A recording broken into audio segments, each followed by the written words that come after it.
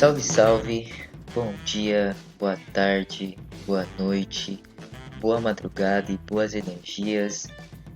Aqui quem tá na voz é Augusta, então se você tá escutando pela primeira vez, seja muito bem-vindo, muito bem-vinda, muito bem-vinde. Tá começando mais um Dose de Melanina da melhor forma.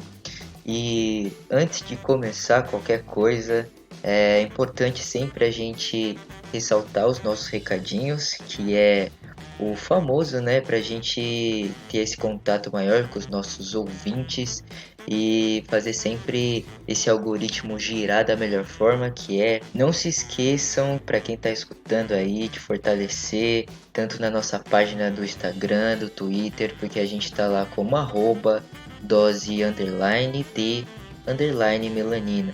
Então vai lá, fortalece, também lembrando que a gente está no YouTube. E também se vocês quiserem pesquisar dose de melanina no buscador que vocês usam aí, né? Porque a gente não está sendo patrocinado aqui para falar o buscador, que vocês estão ligados, mas vocês podem fortalecer também e dependendo do esquema que vocês estão vendo aí, que é do que vocês escutam da plataforma, vão lá, tem um botão geralmente que é seguir e se inscrever, alguma coisa parecida. Fortalece, não esquece. Tá no YouTube também, fortalece o vídeo, o canal, comenta, porque isso ajuda cada vez mais o algoritmo girar. Então não custa nada, exatamente R$ 0, entende? Então vamos nessa.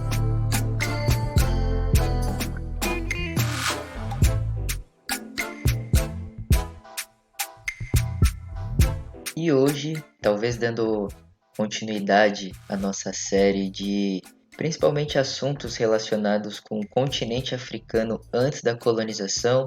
Então, geralmente só tô eu por aqui, mas eu já deixo um salve para os meus irmãos, companheiros, tanto Pedrão, tanto Will, tanto Arão. A gente sempre faz o esquema na coletividade, mas é isso, né? Vamos lá, dando essa continuidade da melhor forma. Que hoje eu tô aqui, como eu sempre gosto de enfatizar, que qualquer pessoa preta que quer conhecer minimamente sua história e está interessada nisso e está disposta a isso, minimamente tem que saber sobre o continente africano. Então, fazendo essa questão e até no sentido de espalhar a informação mesmo, difundir essa informação, fazer com que chegue na maioria das pessoas. Hoje a gente vai falar especificamente sobre um império, como que vocês podem ver aí na capa, sobre o Império do Mali. Mas antes de tudo, é sempre bom a gente falar um pouco sobre localização, né? Porque talvez é sempre importante também enfatizar o quão o continente africano ele está presente nas nossas narrativas e ele está muito mais perto do que a gente imagina. Mas localizando mais especificamente ele no continente em si, o Mali, ele é um país, né? Então, sim, ele tem origem desse nome já do Império. Ele fica mais ou menos ali, o que a gente chama, eu não gosto muito desse nome, porque até isso a lógica brancocêntrica ocidental tenta colocar o nome, mas ali o que é conhecido como África Ocidental, e ele tá ali do lado do Níger, Burkina Faso, então só para ter mais ou menos uma localização. Talvez algumas pessoas que estão nos escutando agora já devem ter ouvido falar alguma coisa ou muitas vezes alguma figura que é muito presente nesse império, mas enfim. Começando da questão da sua duração, o Império do Mali, ele durou por volta ali mais ou menos entre o século 14 e 17. Então, ele ficou mais ou menos 400 anos de duração, então foi um dos impérios aí que teve maior duração. E para ter ideia ali, o império ele pegava tanto Serra Leoa, Senegal, Guiné, Mauritânia, Burkina Faso e o sul do Saara. Então, para ter a ideia de dimensão de tamanho mesmo, complementando também, né? Um fundador do Império do Mali é considerado com o nome de Sundiata Keita. Posteriormente, ele se converteu ao Islã por volta mais ou menos ali de 1230. Enfim, né? E principalmente por conta disso, houve a construção dos pequenos reinos chamados Malinke. Então, a partir desse nome surge o nome que a gente conhece hoje de Mali. Falando de Império do Mali, é imprescindível a gente ter sempre em mente o quão da questão de riqueza era esse império, né, vasto em vários sentidos, com o comércio e principalmente novamente o ouro aí, porque para quem escutou, ou se você ainda não escutou, vai lá escutar o episódio do Grande Zimbábue, que também teve uma grande influência aí das rotas de comércio, e principalmente da questão do ouro, fazendo referência, né? Tipo, mano, não é em relação população do continente africano, pessoas pretas, africanas, enfim, sempre foi a mais bala em relação a estabelecer rotas de comércio, assim, né? Então, principalmente com a questão de... É um território mais do que fértil, então, se eu for falar todos os recursos naturais que tem no continente africano, eu ficaria quase um tempo muito grande aqui falando, né? Mas, enfim. Além de tudo isso, na verdade é importante enfatizar alguns outros fatores que muitas vezes a gente ouve falar que os direitos humanos aí, entre várias aspas aí, né, porque a gente pode problematizar o que são os direitos humanos em cada contexto específico, mas surgiu ali não sei o que do contexto europeu, blá blá blá blá blá blá. Mas é sempre muito importante a gente saber as nossas referências e informação, porque já no século XIII, isso mesmo, no século XIII, ali mais ou menos surgiu uma carta que chamava Curucan Fuga, e essa carta, também conhecida como Carta Mandinga, ela foi introduzida justamente pelo Sundiata, e ela representava meio que as primeiras manifestações dos direitos humanos, ou também chamados direitos fundamentais. Então, nessa carta fala muito em relação ao direito à educação, segurança alimentar, liberdade de expressão, paz social, entre outras questões. E então só que muitas vezes o que acontece? Essa carta não é muito difundida porque ela era principalmente difundida e transmitida através da oralidade. Então ela tinha mais ou menos. Ela era elaborada e organizada e tinha mais ou menos uns 44 artigos. Então, para a gente ter essa noção de que os direitos fundamentais, ou que chamam de direitos humanos, foram primeiramente introduzidos, né? É sempre bom a gente dar esse crédito pelo continente africano, passando toda essa questão e essa importância de transmissão de geração em geração pelas figuras, principalmente dos griots, não é mesmo?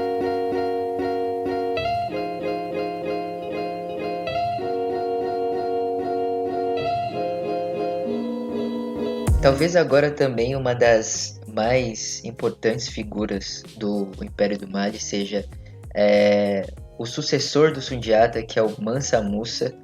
Então, para quem não conhece, talvez, muito provavelmente uma das figuras que já apareceu em algum contexto, e provavelmente vocês que estão escutando aí pode ser que já escutou esse nome em algum outra referência, mas pensando, né, tem uma música da Tasha e da Tracy que chama Salve, então que um dos versos elas realmente enfoca, né, tipo Rica Mansa Musa, então é exatamente em referência a essa figura do Mansa Musa do Império do Mali, porque ele possuía riquezas incalculáveis, né? Então, principalmente relacionada à quantidade de ouro, então que muitas vezes era um metal precioso, só que ele estava sendo sempre distribuído, e teve até um período que, com a conversão dele para o islamismo, ele fez uma viagem até Meca, então por onde ele passava ele ia distribuindo ouro. Mas eu acho que é sempre importante falar que essa lógica, o que a gente entende como riqueza, não pode ser entendida como nos dias de hoje, porque toda riqueza, principalmente uma perspectiva africana e africano-centrada, ela tem o sentido de essa riqueza ela deve ser compartilhada e essa riqueza não deve ser acumulada, como a gente conhece o que a gente chama de capitalismo. Então, até às vezes quando que compara, né, o Mansa Musa, pô, é o homem mais rico do mundo, realmente, sabe, foi em relação a termos de riqueza, mas comparar ele, sei lá, com Bill Gates ou outra pessoa assim, com um homem branco assim, eu acho uma comparação muito inapropriada, assim, tá ligado? Meio que nada a ver, porque dos contextos são diferentes, né? Tipo, a riqueza ali naquele contexto significava você partilhar e você sempre prover o melhor para sua comunidade.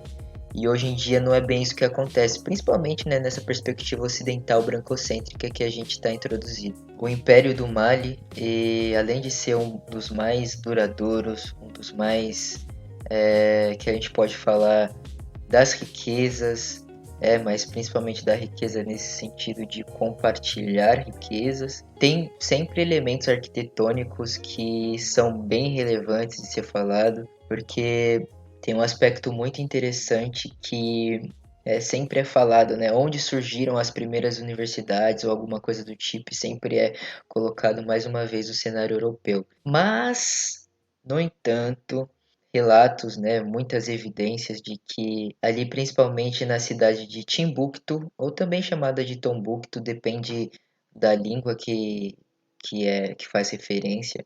Essa cidade era localizada no centro do Mali e também é onde que ficava a primeira universidade do mundo, com destaque principalmente para que se chamava Madraça de Sankore. Então, para vocês terem uma ideia, essa era uma das universidades que tinha, né, uma arquitetura muito refinada, principalmente pautada em materiais como barro, madeira, pedras, entre outros materiais.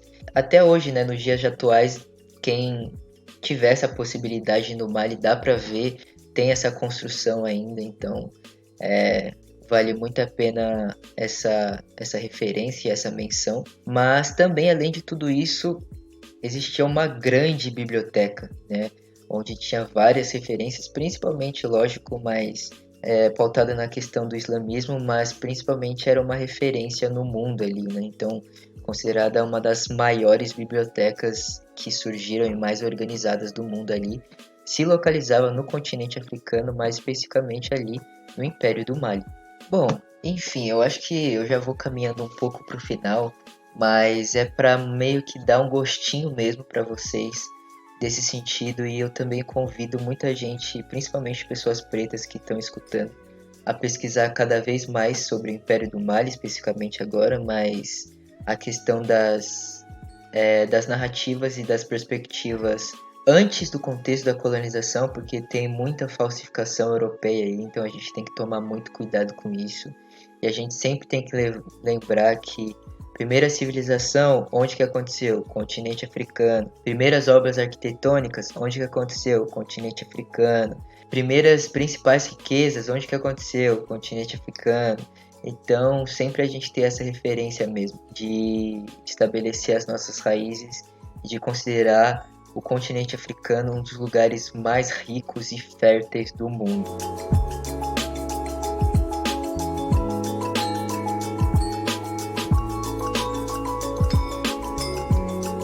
Então, eu acho que tô ficando por aqui. Espero que, de certa forma, esse episódio fez com que vocês despertassem um certo interesse sobre a história do Império do Mali. Vale muito a pena, tem bastante material. Depois eu posso deixar até algumas referências aqui, mas é um dos impérios, né, falando um pouco de novo, resumindo, que tem muita relevância ali, né? Então, em relação à data, em relação à perspectiva de estabelecer relações, então fazer comércio, em relação à questão do ouro, que também não é uma questão de novidade ali no continente africano, porque sempre foi rico nessa questão dessa riqueza, né, que a gente chama de ouro. Agora, não podia também de deixar e falar a minha famosa indicação. Indicação. E a minha indicação de hoje, na verdade, é um livro, e esse livro se chama Mulherismo Africana, é da Cleonora Hudson. Então, uma mulher preta, referência em vários sentidos. Especificamente, o nome do livro chama Mulherismo Africana Recuperando a Nós Mesmos. Então, já adianto que é uma perspectiva que fez muito mais sentido para mim no primeiro momento que eu tive contato. Eu recomendo principalmente pessoas pretas e principalmente mulheres pretas a conhecerem mais sobre o mulherismo africano, porque eu acho que isso vai fazer muito mais sentido em diversas questões. É da editora Anansi, então uma editora preta feita por pessoas pretas e na atividade aí de disseminar o conhecimento preto. Então é isso, um rolê de autonomia mesmo, de fortalecer o conhecimento que não falsificado por uma narrativa brancocêntrica ou enfim, né, que está sempre atrelado a essas falsificações. Então eu acho que minha indicação é isso hoje, mulherismo africana. Já adianto também que se pessoas brancas que estão escutando, pode até se interessar, mas assim, já adianto de assim, bate pronto. Pessoas brancas, sejam mulheres principalmente, não podem ser consideradas mulheristas africanas, porque isso é uma perspectiva exclusivamente para pessoas pretas, no entendimento de que toda pessoa preta é uma pessoa africana, africana com K, né, fugindo um pouco dessa lógica da colonização. Então, procurem, né, saber um pouco mais sobre esse tema, sobre o mulherismo africano. Então, sempre num sentido mais de coletividade, não de individualidade, porque no final a gente sabe que como que o aspecto racial é o mais importante, então a gente deve fortalecer principalmente a nossa comunidade, né? Então, pessoas, isso estou falando em termos raciais. Então, sempre tendo em si a dinâmica de que um homem branco é completamente diferente de um homem preto. Uma mulher branca é completamente diferente de uma mulher preta. Então, a gente tem que ter isso em mente, né? E seguir as nossas narrativas. E escutar principalmente a nossa comunidade e principalmente, né, sempre que a pessoa, talvez também outra coisa que eu diria, tá em contato com essa perspectiva africano-centrada ou afrocentrada, não tem como ser outra coisa a não ser da perspectiva do mulherismo africano. Então eu convido para quem está escutando a ler o livro intensamente, né? Talvez não tenha disponível, não sei, mas sempre está lá, dá uma olhada. Mas se não tiver, saber um pouco mais sobre o tema. Beleza? Então é isso. Eu vou ficando por aqui, já reforçando de novo, se ainda você não segue a página do Dose, vai lá, relembrando as nossas redes, tanto no Instagram, tanto no Twitter, como @dose _de_melanina, lembrando que o D é mudo, vai lá, interage com a gente. Se você está escutando isso pelo YouTube, pô, da hora. Fortalece, curte, comenta, porque isso adianta, né, o algoritmo cada vez mais a recomendar o nosso conteúdo para outras pessoas. E também, se você conhece um amigo que conhece um amigo, que conhece uma amiga, blá blá blá, divulga para ele, divulga para ela, mano. Faz esse informação girar, porque também o boca a boca é muito importante. É isso, gente. Vou ficando por aqui então. Aquele beijo e aquele cheiro. E é nóis. Você falou esses dias, parceiro. O maço me fala, o amassa, o leão de preto é coisa sagrada. Mas um dia passa, a história bolada não fala mais nada, já vira passado. Desenho apagado, história borrada. Não existe esboço, sempre foi real. Afasta do mal, a face imortal. Hoje eu sou legal, me senti James Brown. Liguei pro Lesma pra abrir uns portal. Encomendei um piano de cauda. Malas prontas, hoje eu vou dar uma pausa. Escreve hit, mas não esquece da causa. Efeito, letra antiga, se descrita, bate palma só. Que se identifica que eu tô vendo esse jardim e tá repleto. O ódio cria, pode mata. Ser humano urbano, é de mundo da mata. Me falou fulano pra sair da caixa. Faixa por faixa, o disco todo e a obra ainda não foi contemplada, elevada. Ser humano alado, é claro. Acordei meio Hancock, meio de 9. Aquele som ainda me move. Levei um nocaute na noite passada. Cada palavra proferida era profetizada. E eu tava longe, fi. Outras paradas, minha vida preferida não valia de nada. Pois quando o planto cresce, quando o piso escurece. Quando o planto cresce, quando o piso escurece.